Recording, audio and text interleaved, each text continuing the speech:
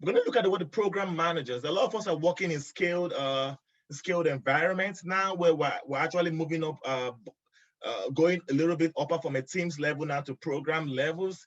And we get to see some of that. Normally, some of the program managers even tell us to. So some of us are practicing different scaling frameworks here in our different organizations, or we have experience with it. You get to hear some things that the program managers say, and you'd be like, there's an opportunity for us to change the way our mindsets are. They say things like, oh, feature refinement should be done at the team's level. Feature refinement should be done at the team's level. Ladies and gentlemen, this is real. I'm in a group of folks that we talk a lot about community best practices and how we can improve the whole agility throughput end-to-end concept. And this is one of the topics that bothers me a lot. Feature refinement is very critical. It should be done on a very high level before it's actually broken down to the team's level. It is a no-no if you ask the team to actually do refinement on a team level. They should be cascaded down from the program level, and the refinement should be done there. That's improving practices. Should be done in a high level before it's actually cascaded down to the team's level. So that's an anomaly, right? Well, yes, sometimes they say, oh, I don't have to help prioritize any epic or features for the team. That's another thing that we get to hear from program managers. Oh, I don't have to help. The team should go ahead and prioritize the epic and features for the team. A program manager is a useful ally in prioritizing epics and features in a scaled environment. Is a very useful ally. As a matter of fact, the program manager should be the person prioritizing the epic and features for all the teams. So these are some of the things what they say. And then in the coming slides, we're going to look at some of the things, potential things that you could say to them, and some of the way to kind of shape your conversation around. All right. We're going to look at portfolio leads. Once again, the reality is that some of us are also working in organizations that are heavy waterfall again too. So they are waterfallish, agile-ish, Agile, a lot of conversation about, or some of us are working in transformational organizations where a couple of years back, there were whole full-scale waterfall, full-scale project management. Now they are all transitioning now to Agile, right? So they're going to see people who have this designation, they call them portfolio leads. It's not an ad, just say, oh, my organization doesn't have a portfolio lead. Correct. The organization may not have a portfolio lead. It doesn't take away the fact that there's some positions they call portfolio lead. So we talk about things like, they say things like, oh, every epic is of equal importance. Every epic is of equal importance. No.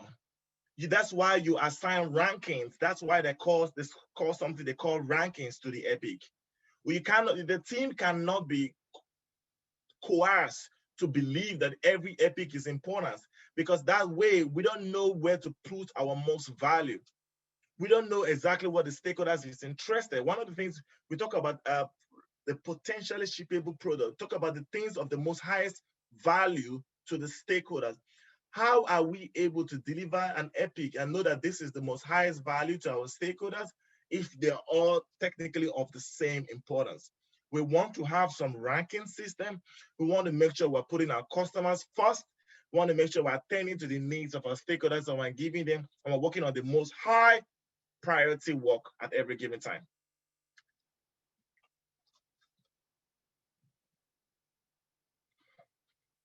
And one of the anomalies that we get, or one of the things that we hear, is that we're going to scale too fast with multiple teams on a single project. That's wrong in many ways. We want to scale too fast with multiple teams on a single project. Scaling is done systematically. I'm going to use the better word. I'm going to use another word. Scaling is done systematically. You cannot just decide.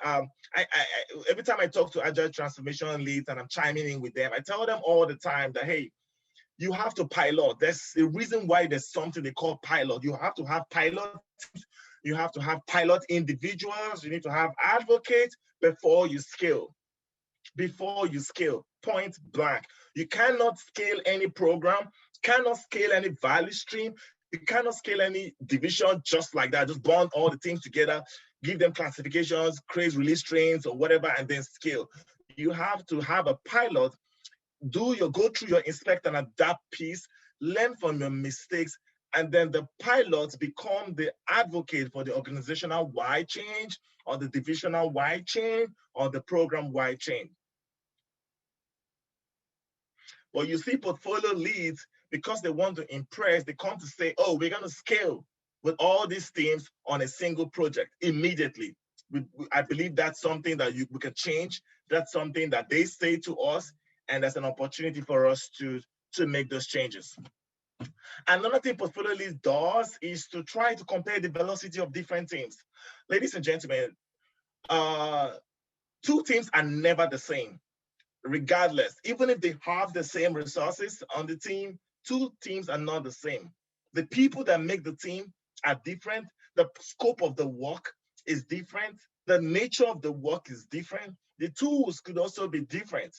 Two teams can never be the same. It is bad practice in any way, in any form, to try to compare the velocity of multiple teams. Every time you try to compare the velocity of multiple teams, it's a bad practice. It's a bad practice. We see portfolio leads that are trying to do that. Oh, this team is giving me this velocity. Why are you not giving me this velocity? You shouldn't do that. So we're going to learn in a little bit what to say when we have things like that. When someone says, oh, we want to measure the velocity of multiple teams together. That's not a very great practice, all right?